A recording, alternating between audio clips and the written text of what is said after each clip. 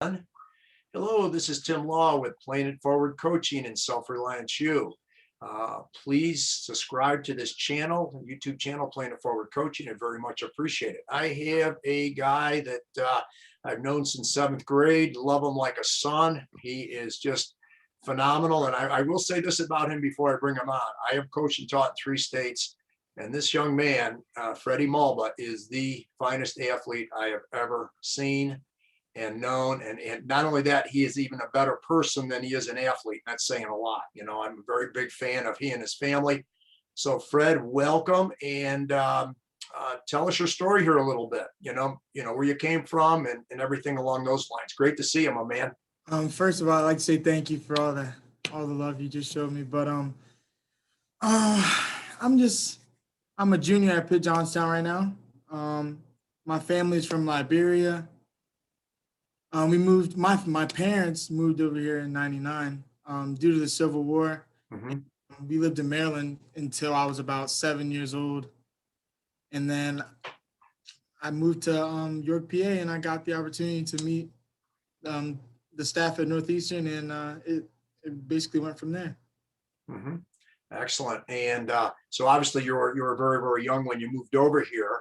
What were some of the you're very involved with sports, football, basketball. I mean, any sport you pretty much wanted to do, Fred. What were some of the cool things or good life lessons that you learned yourself, as far as sport was concerned? I tried not to take anything for granted, because I mean, obviously our careers they can be as long as possible or as short as possible. So I just try to take it day by day, and I just tried not to cheat whatever sport I was playing or like whatever I was trying to pursue. So I just tried to give everything my all and just try to get the most out of everything so that I could be the best person that I could possibly be. Yeah, it's interesting because, I follow you and Antonio. I got Antonio coming on after you here. And it really, really, I mean, you guys brought such excitement to the Northeastern, basketball courts, and in your case, also the football field and everything. And it was just so much fun, coming there with, different friends of mine and, just saying, wait do you see this guy? And you're probably the second most exciting play that I saw. Okay. And you're going to probably ask me why. Was probably when you guys were in the districts in your junior year, and you did that, literally took off from the foul line and dunked that ball, which was that was my second favorite. My favorite one was when you guys were over at York College, and the guy from Central actually stole the ball on you, which was very unusual. Didn't happen. And he's going down, you're going after him. All of a sudden, out of the wing, here comes Antonio. Bam, pins that ball right up against the glass. Yeah. That to me, it just showed you guys could literally read each other's minds, and it was just so much fun to watch you guys play. Tell us a little about Antonio and what it was like playing with him, Fred. Oh man, where do I even start? Antonio is actually the person who not introduced me to basketball, but he's the one who encouraged me to come try out at a younger age. And I fell in love with it ever since. I mean, he was the one who was really on me to, just come out and just try to help them win. And then I just fell in love. So it just became a part of me, and I just loved doing it. And I never got to thank him, but he really is one of the reasons why I am as good as I am today. Mm-hmm. Yeah. Well, as I said, he'll after he watches your video here tonight, he'll know that you thanked him, and then he knows it. He knows it. That's for sure. And as I said, you guys just had such a great chemistry, and not only were you guys both, very physically talented, the hustle and desire that you guys showed, night in and night out. I mean, you guys never took a play off. I mean, it was all, just really, really, hustling, giving it your very best. And it was just so enjoyable to watch. I just loved it. That's for sure. Appreciate it, Coach. Now, what can you say is, okay, now you're at Pitt Johnstown, Fred.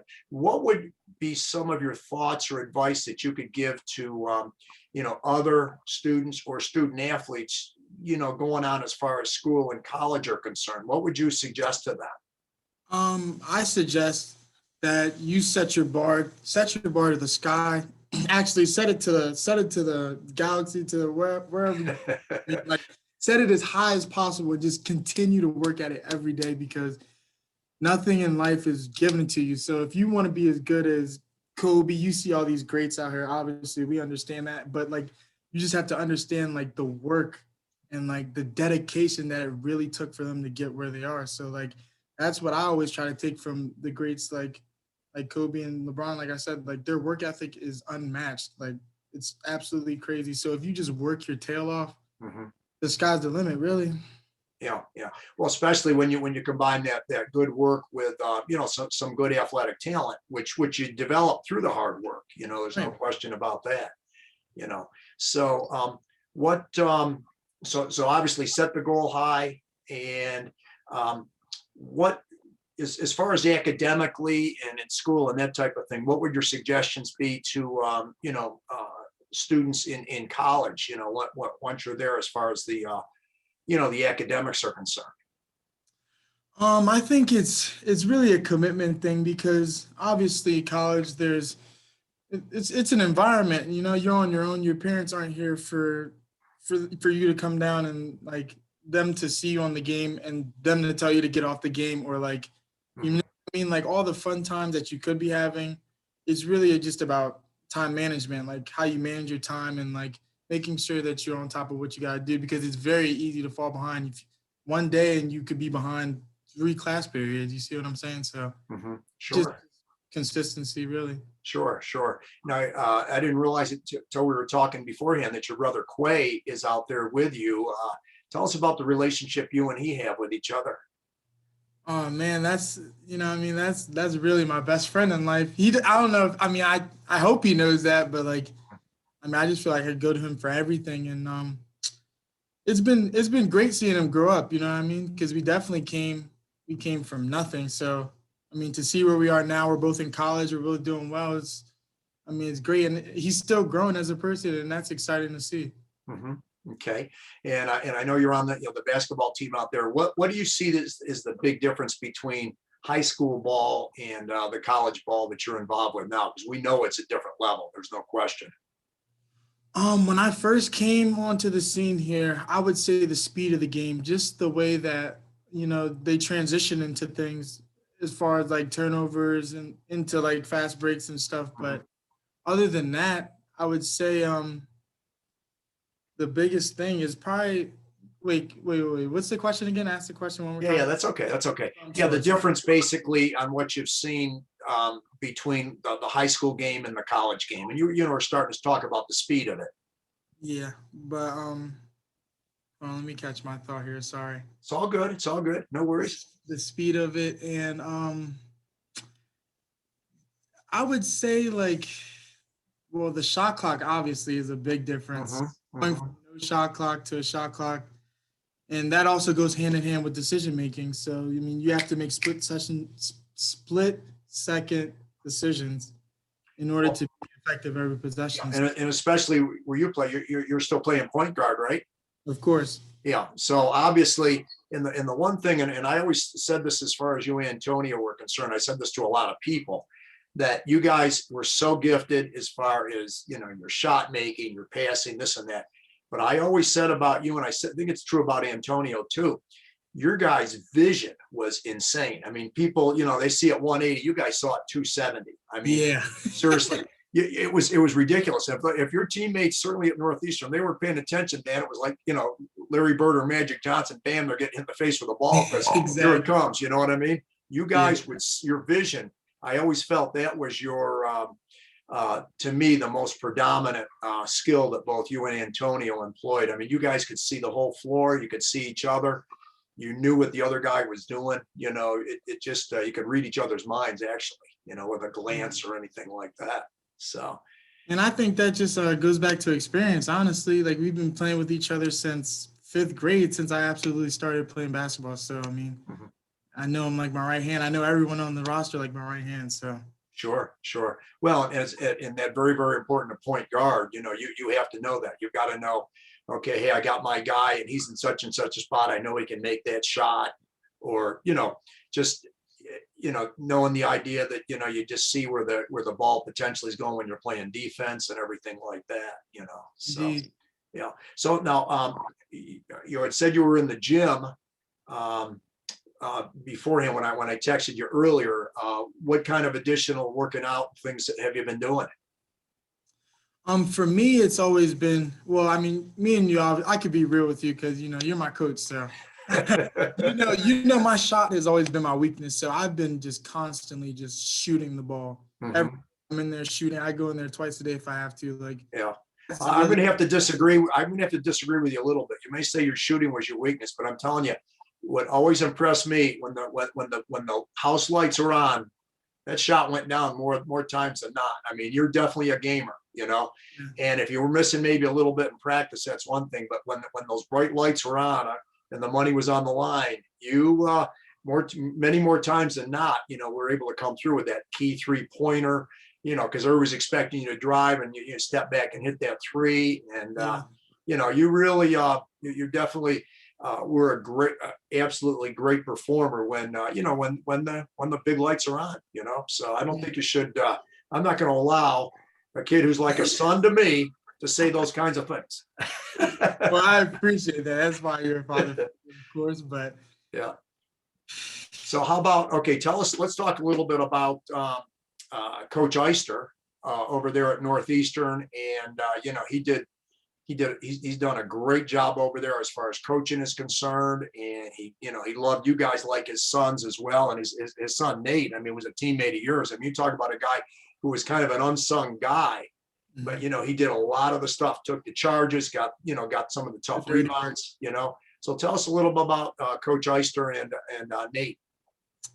Well, I built a relationship with them also as soon as I started playing basketball. So like when I met Antonio, I went to tryouts and the high school guys were running our tryouts. So kids like Donovan and like Kobe, not high school, I meant middle school. They were in middle school at that time, but Mhm. we were running our workouts. So like I already got a feel for them before I went to high school. So our relationship and our bond was before high school, I would say. And it made things easier once we got there because they saw us progress all the way up until it was time. So Mhm. it just made it pretty simple. And as a person, Coach Eyster is just, you know, he's just always going to look out. He's always going to be blunt with you too. He's going to tell you exactly how it Yeah. is. And Mhm. I mean, if Yeah. you don't like it, then you Yeah. know how it Well, goes. he's an ex-military guy. He's going to be straight up. You know what I mean? Yeah. Yeah. Yeah. Right. But you know, and ironically, as young as you guys are, the lessons that Coach Eyster taught you as far as life lessons and everything like that, you're going to appreciate them even more as you get even older. You know, I know you appreciate them now, but as you get older, yeah, you're going to appreciate them that much more. Tell us about a little bit, and jump in here just a little bit about, you know, visualization, mental rehearsal. This was something that you and I talked about before, and how you apply it to improving your game.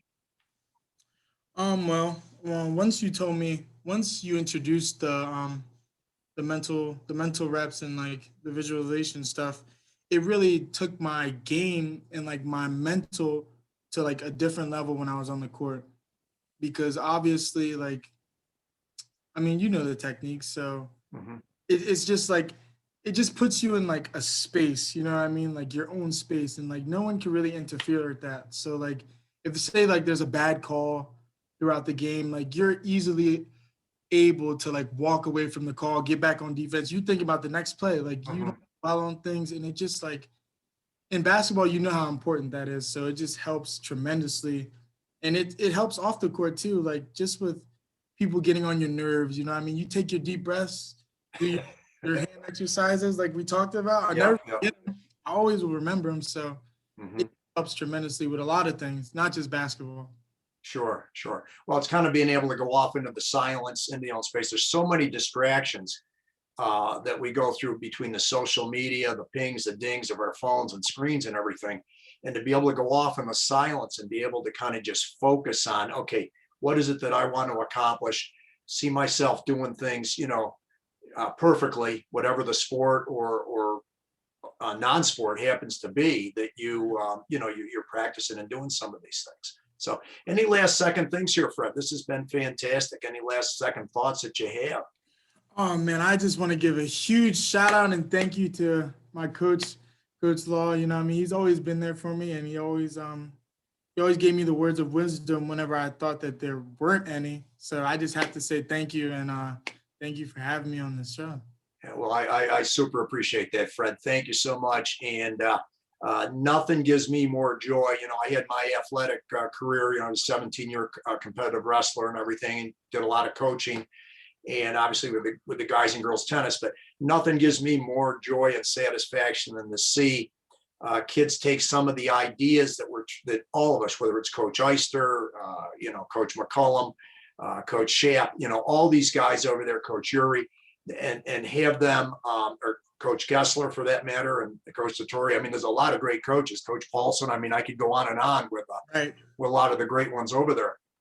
And that when you guys, you know, take what we're trying to help you out with and use it, I'll tell you, it's just, to me, it's one of the highest highs that I can actually have. I really, you know, enjoy seeing that, you know, seeing my tennis kids, you know, do really well. The tennis ladies do well. You guys on the court, I don't care what the sport is, just be involved. It doesn't have to be sports. It can be band, music, extracurricular. Be involved, create value out there for your school, because you're going to be expected to create value out there in the real world, you know, and you're out there in the world of work, you know. Exactly. So, yeah. Well, Fred, this has been fantastic. Love you like a son. I always tell you that. You know it. You know yeah. And let's definitely stay in touch. And just, if you would just hang on, because when I stop the recording, we'll chat for just a minute here. Okay. Of course. Of course. So please, just a reminder for seeing some additional great interviews like I had with my boy Fred here. Please subscribe to the YouTube channel, Playing It Forward Coaching. And again, Freddie boy, love you like a son. And love you, Coach. Yeah. And good luck. You tell that brother that I said hello, and we'll give him my very best, and your mom and dad too, for sure. We'll do. Okay. Thank you, sir. Have a good one. Yep, you too.